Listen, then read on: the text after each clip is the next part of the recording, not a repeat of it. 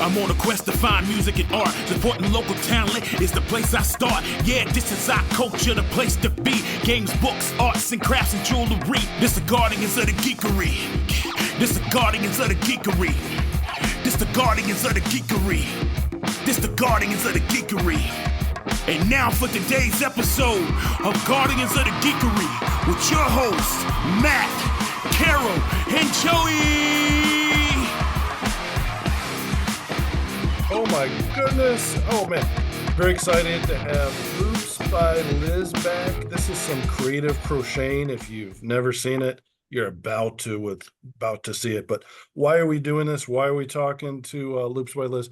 Well, they're coming back to the Geekery Market Saturday, November 9th, 2024, 10 a.m. to 4 p.m., rain or shine, because almost, 99.8% of it's inside. So it doesn't matter if it rains. Over 2,000 parking spaces plus, and over 30,000 square feet of geekery goodness at the Cabarrus Arena and Event Center. Woo! Oh, right. And of course, bring a canned good or a $2 suggested donation for our charity. So we raise a lot of good canned foods and non-perishable items for the community. So we're really excited. But hey, Liz, back to you. Welcome back. We appreciate it. Woo! I'm excited for it. Wow. Yeah, so this will be your second year with us? Second time Yes, with this us? is my second year. It's actually my second year, like vending, selling, anything at all. Oh my gosh. Well, I hope we made a good impression, not a bad one. At least you're coming back. Something good Yeah, must no, have it's happened. fantastic. Absolutely fantastic. Like the way that it went definitely inspired me to actually like keep going and make a thing out of this. So I'd say it went pretty well. Yay. So you got So- lucky. You actually started with our new space rather than graduate to the brand new space. So you got to see us at our nice big arena. Yeah, I've shopped the previous location several times before. But yeah, my first time vending was in the nice big space. Yes, you could breathe, right? But so you have some of your pieces behind you, and you do some animals, but you do have kind of a focus on clothing and accessories and stuff like that, different than some of the other vendors that we have there. So Yeah, so this year I've really sort of branched out. I've really been trying out a whole bunch of different things. So I've been doing some stuffed things. I've been doing like some little loveys and things like that. But then I also still have, tons of like shawls and scarves. And I've started kind of playing around with bags a little bit more. So I've got some actual like leather bottom bags now, which I had not messed with before. And those are coming out pretty cool. So a nice like variety of things. These little guys, like the little dragon I've got back here, some of the new like stuff things I'm playing with, and like smaller things like Totoros and just fun little geeky things. But then like I said, also like this one is a great bag for putting like books and stuff in. It's got a hard bottom so they're not going to get ruined. And I've been playing around with more stuff like that. And then also, yeah, just my clothing, and like you can see one of my cardigans back here. So Is that like a modified granny square for that cardigan? it is. It's like a giant hexagon granny square. cool. And then you take two of those and put them together and add sleeves and That's I actually have really cool. I have seen people on TikTok do the granny square put together, but not always successfily. That looks very Yeah. successful. Yeah, so this one's shorter. I've actually got one that's in the same colors. That's a full length, like it goes down to about mid thigh, mid calf, depending on the person.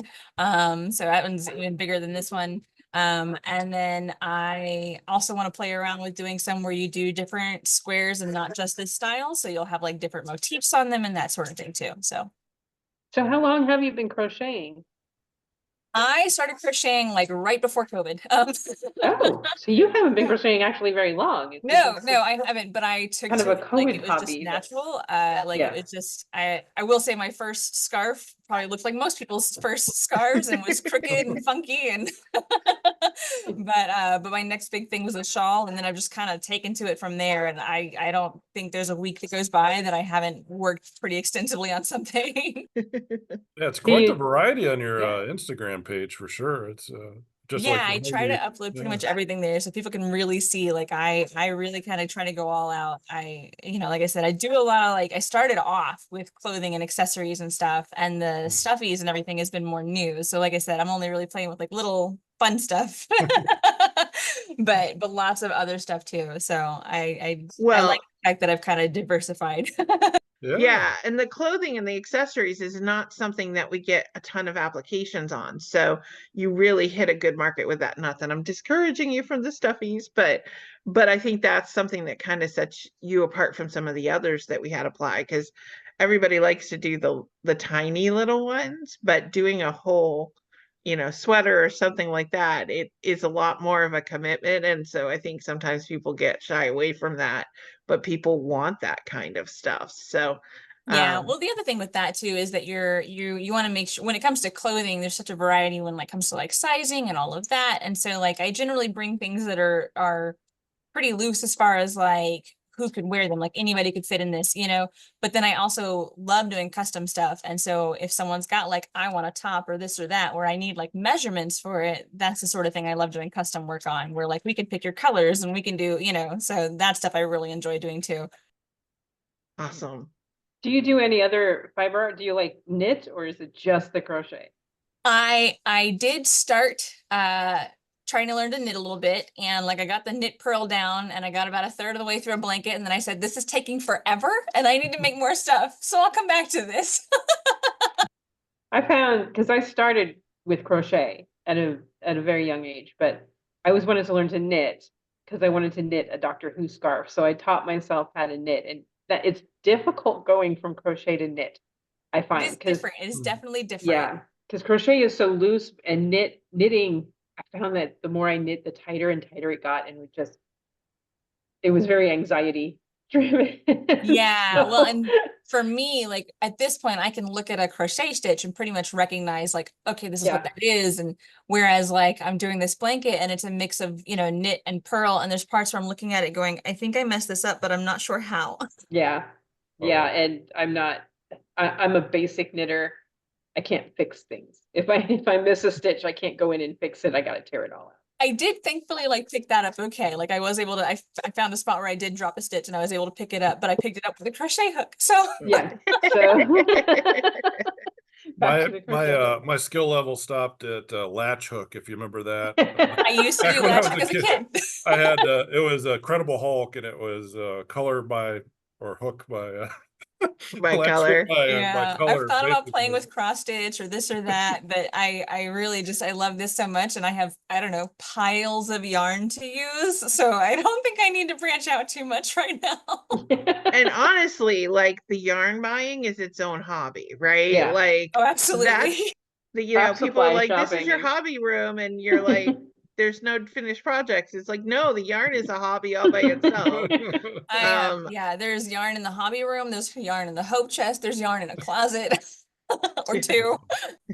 Yeah, don't look under the bed, honey. Don't just whatever you do, don't look under there. But my grandmother knit and crocheted, and she really liked the crocheting and the granny squares. And I actually have one of her Afghans that she had created. She started off trying to do one Afghan for each of the grandchildren, and then the grandchildren started having children, and it was the great grandchildren.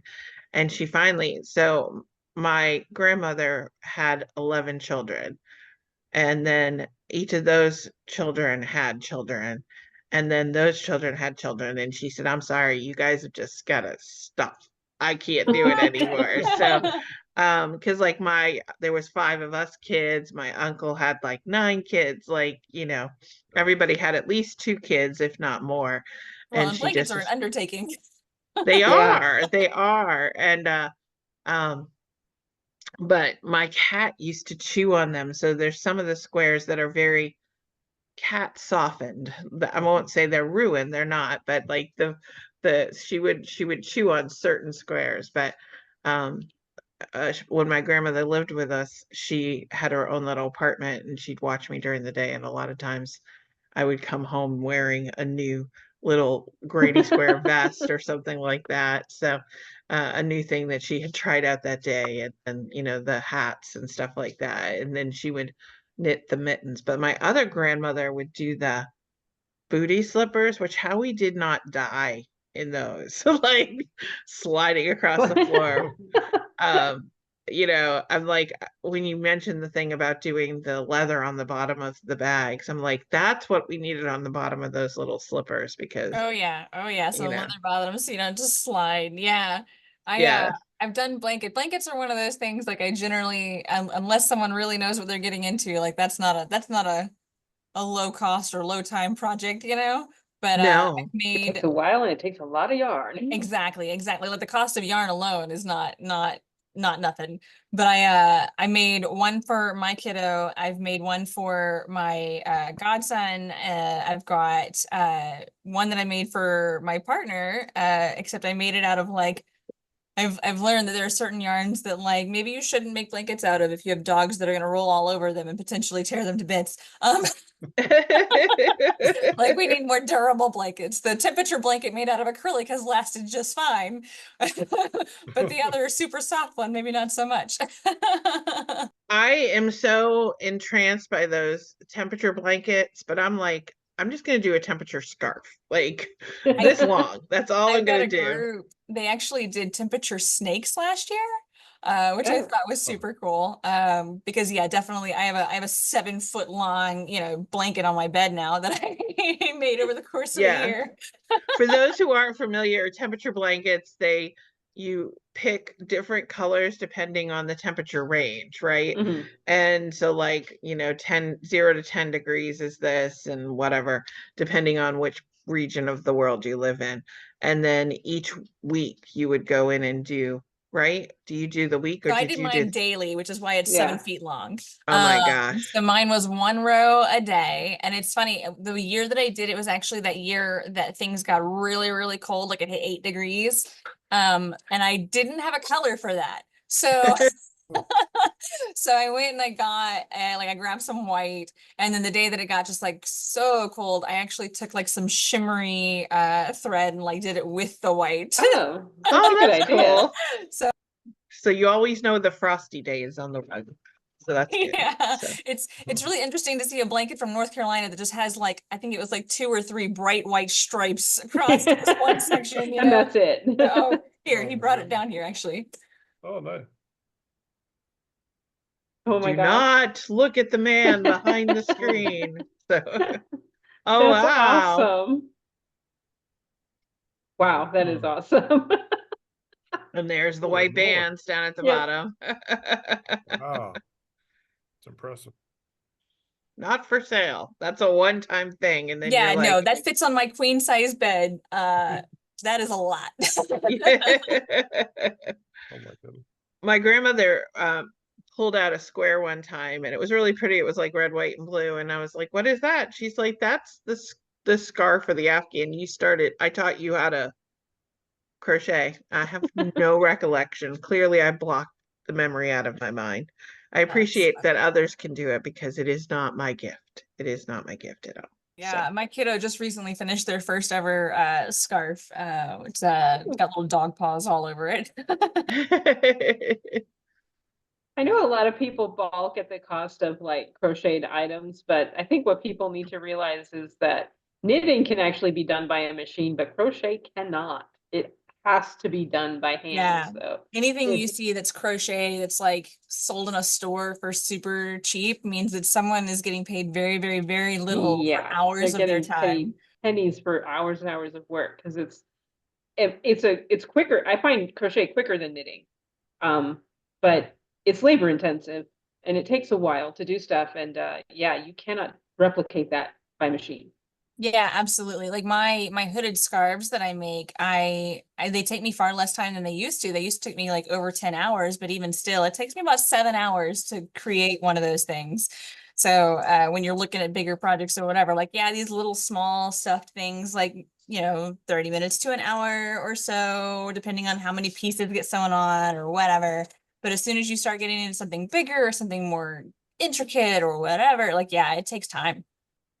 So yeah, don't go for the good stuff. Don't go for the cheap stuff. Go for the good stuff. Come to the Muggles market. Or I'm sorry, the Geekery market. Oh my gosh. Come to the Geekery market in Loops by Liz. we will remove that with careful editing. No, we won't. No, we won't. No. No. Hey, Oh, that's what the a- first time I've made the mistake.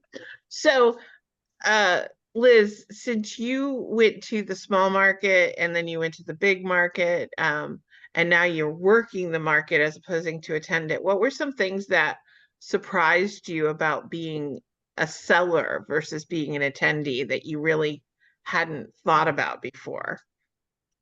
I think I got to talk to a lot more people as a seller, oddly, than I did like as a buyer, because you know people are coming by, and even if they're not getting anything, like you really get to chat a good bit. So that was very cool. And even as a seller, like at one point I had one of the people with me just kind of watch for a little bit so I could go chat with people, and it was different being a vendor and getting to chat with other vendors. The experience is definitely a little different there. I don't know that I've got anything that really stood out as being surprising, other than the fact that being there like all day, I got to really see everything that goes on. The amount of work that goes into everybody's setups. Like mine was fairly simple last year. It won't be nearly as simple this year. But seeing like just how much went into everybody's different displays, and like watching everybody kind of go through the effort of getting things to look just right. Like, you know, you walk in as a buyer and it's just like, oh, look, everything is here and it's cool. And I get to go walk around, and you don't necessarily realize like everybody got here when it was still kind of dark out this morning, and spent, you know, this number of hours like getting this just right so that you could see what they've already spent all this time on. And that was, it was very interesting to get to actually experience that part of it.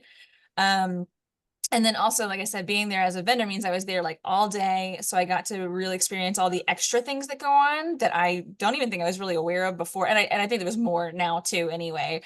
But I think that was cool, getting to see just all the additional, it's not just what can you buy at this thing, but also like the other experiences that are built in, from like the kids' tables to the music that was there. Like all of that was, I don't think stuff I really took note of as much before. So Yeah.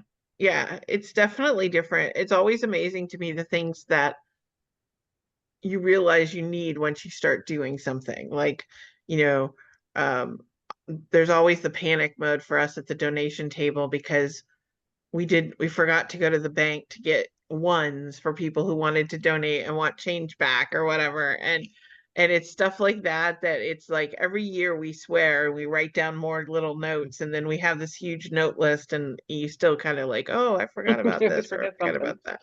yeah, I definitely feel that. Like we've kind of put together this whole idea for how my setup is going to be this year, and I'm hoping that it is as cool as it is in my head. We will be testing it to be sure very soon. But in addition to that, like in that, I'm like, okay, so what do I need to make this work? And so like now I've got all these S hooks, and I've got these little clip hooks, and I've got like stuff to bring things up higher on the table so they're more visible. And it's just like this whole laundry list of stuff that you're like, I never thought I would have this much. Yeah. Yeah, you just really don't. And people like, I always laugh because people were like, Joey, it's going well. Why are you sitting there staring at the market? And it's like, because there's always something. There's always something else that we could be doing, and that you don't think about until you realize you don't have it because you've moved yourself from like a simple display to a more complex display. And then you're like, oh, now we need this, now we need that. So, but yeah, so true. So, um, what was the first thing you sold? So I had this woman come by, and she, I'm gonna make some more of them because I only had two at the time, and she bought one of them. I made these, I guess you would call them cowls. They're a little snug, so you have to pull them over, but then they kind of fold over, and they've got this sort of lacy bottom to them. And she was wearing a scarf, and her husband was commenting on the fact that she constantly was fidgeting with the scarf, like it would try to fall off or this, that, or the other. And she was like, this just sits there, it just stays, it's lovely. And she like tried it on, and then she put it back, and she kind of like kept wandering. And then at some point she ended up behind me at the tea vendor who was there because her family was all shopping there. And she like came in between the booths and was like, all right, I'm right here, my family's right there, like I just have to have it. So And that's why we have all the extra activities so that they have time to think about. I really did want that. I really do. I mean, how many times, Carol, have you and I gone at something and said, oh, I should have gotten that? Should And have picked so that like, up. You know, sit at a table, eat a churro, like play with some Legos, and then come The back one and that get got me. me was I only had one because I was just kind of fiddling with it, but I had this little seeing eye like mushroom. And like so many people picked it up and looked at it, and there was these two girls who were like obsessing over it, and their dad was like, "We're gonna keep looking. We can, maybe come back," because that's what you do as a parent with your kid Yeah. half the time, right? Like, hold on, we'll go look at other stuff first. But it was gone by the time they came back, and you could just see them like, Oh, so pity. And their dad was never heard from again. So. Well, so we see some wonderful stuff. They can go check it out online, and you are taking pre-orders, right? So how would Yes. if they want to commission something, if they want to make sure the mushroom eye is there when they get there, if they're watching, what do they do? Where do they So go? I will say, first of all, I love custom work. I love getting to like work with someone on what sort of colors you enjoy, or what's your vision. And I'm very, very upfront and honest when it comes to like whether or not I feel like I can do whatever it is you're asking for justice. So as far as how to go about it, I have my Instagram page, which is just Instagram Loops by Liz. I'm also on Facebook. Either one of those, messaging me is perfectly fine. That works great for me. I also just have my email, which is also very simple. It's just shop.loopsbyliz@gmail.com. So I try to keep it very simple. Anywhere you find me, you can email me, message me, and we'll discuss it, figure it out, and get it sorted for you. Awesome. Awesome. Matt, you look like you have a burning question in your head. What's the wildest commission you've done or request that you've received to make?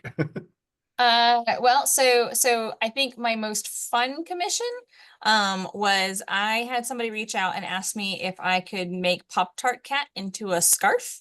Um, Oh, so and then we kind of went one step further with it. So I took the Pop-Tart Cat design, right, and I created that, and then the scarf coming off the back with the rainbow. But then I added like a backside panel to the Pop-Tart's like cat himself, so that you can actually roll the entire scarf up into the Oh, Pop-Tart, cool. which came out really neat. I should go post. I know I've got pictures of like some of the construction and everything of that up. But at some point I should probably ask the person that was commissioned for if they mind me posting the picture with it, because she just looks all happy with it. awesome. But that one was a lot of fun. And then my I guess most intensive one was I actually recently had somebody reach out wanting something that they could wear while they were studying to kind of like keep cozy. And that ended up being this like massive poncho that we did this sort of like starry night sort of thing. So it was like black yarn with like silver threading through it. And that was it was Tunisian crochet, which if you don't know what that is, it's sort of a cross between like crochet and knitting. So you're using one hook, but it's got this long sort of cord off the end. Oh, And you're doing sort of multiple stitches at a time, I guess is the best way to describe it. And so it looks little more like knit. And so it was that. And it took more time than I expected it to, but it came out just massive and gorgeous and comfy, and that was a lot of fun. So very cool. Yeah. Well, if you want to have any of the things that you see behind Liz, if you want to have a temperature scarf, we're sorry, those are sold out.